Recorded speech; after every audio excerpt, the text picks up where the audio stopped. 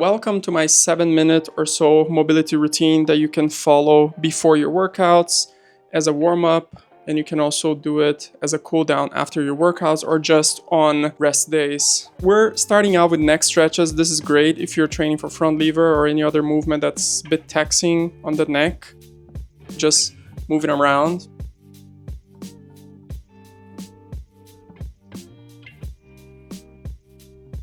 And then we're starting to work on our wrists, get those going just with some wrist rolls.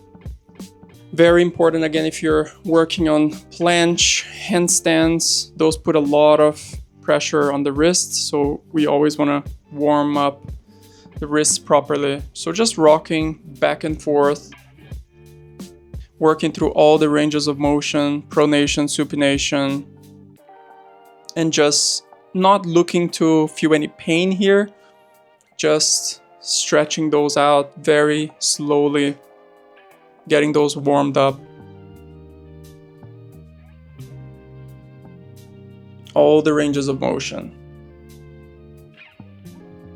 And then we're moving on to some very simple spine work. There's nothing better than cat-cow. So we're breathing in when we flex our spine, and then we're breathing out when we roll the spine.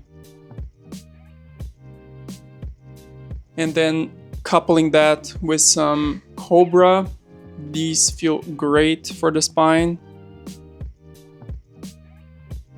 And then moving on to some downward facing dog and starting to get those hamstrings warmed up.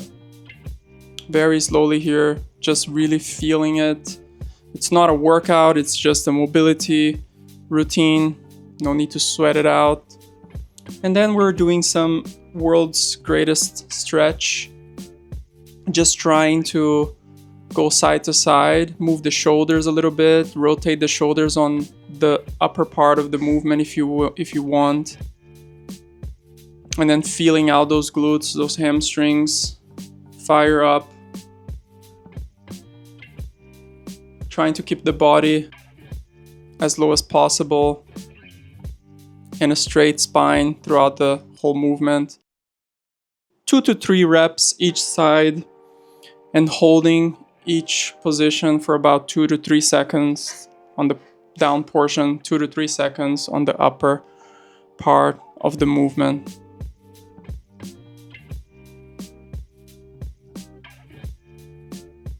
And then I like to move on to the hips a little bit, get those hips open through 90s. So just moving around, trying to keep the torso upward and facing forward as we move around, just to emphasize that hip stretch. So just going side to side. On each side, you can move forward with your torso to stretch a little bit more. Hold that position for a couple of seconds.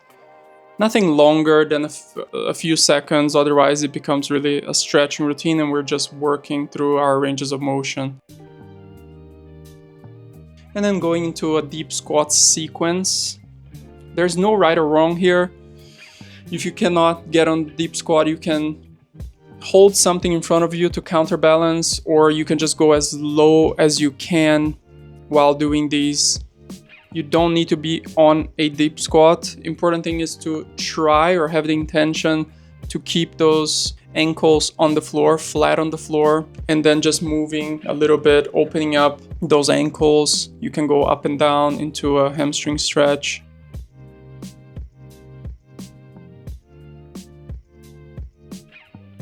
And then as we're up, we descend on the hamstrings a little bit.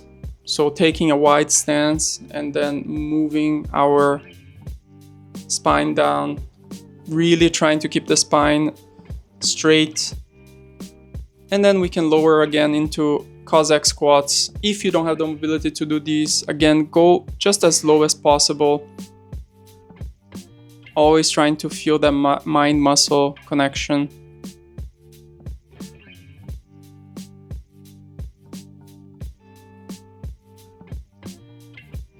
For Cossack squats, just going side to side and repeating the flow 2 to 3 times. Nothing too complex here.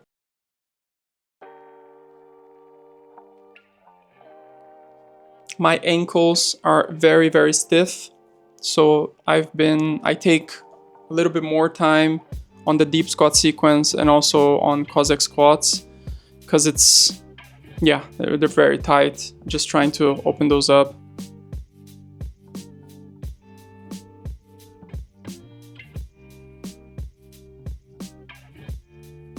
And then here, we're going to sit back down and go through some seated pikes. Another area of pain for me. My pike is not very good. My spine is really stiff and my calves are really stiff, and that prevents a lot of the range of motion on the seated pike. A lot of times people's problem is not hamstring, is actually just the calves and the spine being stiff, so they cannot lower their body down into a nice pike, and I've always had that problem, so always trying to work through here. So every time I descend into the pike, I counterbalance it with some extended spine. And then moving on to Jefferson curls, which is our last exercise. The idea here is to go down as low as possible, joint by joint, trying to really curl down, so not thinking about keeping that spine straight all the way down. Instead, we're just trying to curl down slowly, holding the movement at the bottom a little bit. And then to finish it off, we're just going to shake our body a little bit, working on our shoulders, just loosening them up, right side, left side.